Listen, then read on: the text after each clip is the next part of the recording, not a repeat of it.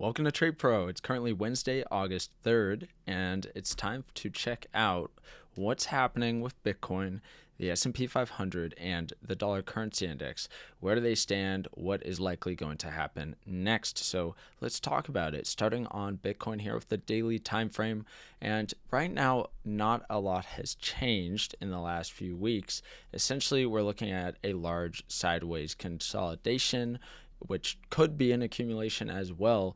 But right now, based on the technicals, we still see a lower high compared to this last pullback. We still see price under the 200 EMA and somewhat of a sideways consolidation, which often leads into a continuation of the current trend direction. So being completely objective, the way it sits right now is bearish. We do also see a hidden bearish divergence here on the RSI, which means that price is making a lower high, but at the same time, the RSI is making a higher high. So hidden bearish divergence under the 200 EMA, lower highs and lower lows. So I'm going to be expecting another lower high and lower low. Of course, that can change if we get an invalidation. So if we see price come up over the 200 EMA and then we get a consolidation, we can look for that follow through to the upside. We see that break in structure here as well. So no longer creating a lower high around this level. Then, we can get bullish. But right now, we just got to stay objective and just look at the facts. It's all we can do. So, I'm not worried about missing this. If the bottom's already in, I'm not too worried about missing this move right here that comes over the 200 EMA. I like to wait and trade with the trend. So that's it for Bitcoin here on the daily time frame. We can drop down to the hourly time frame where we also see price now pushing back under the 200 EMA. So short term also looking a bit more bearish or consolidating. So it's kind of unclear. Price sits right over the 200 EMA, chopping back and forth here. But the way it's sitting at this very moment, it looks like continuation down is going to be the most likely scenario. So let's move on to the S&P 500, where things will be quite similar. Price in a downtrend and still holding a lower high compared to this previous pullback right here. Still under the 200 EMA, and RSI having reset quite a bit, so hidden bearish divergence as well.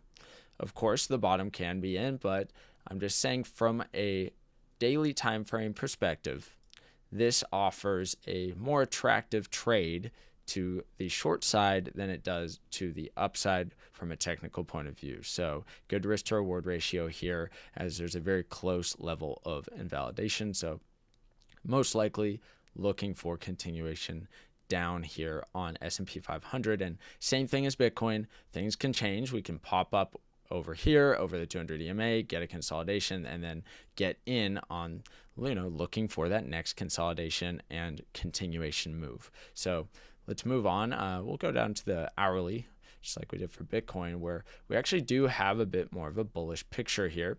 So consolidating sideways, it's already pulled back into the rejection zone indicator here, over the 200 EMA. No hidden bullish divergence yet, but this does look more bullish. So looking for this to head to the upside here after this consolidation. So a bit of a mixed bag of signal on the hourly versus the daily for S&P 500.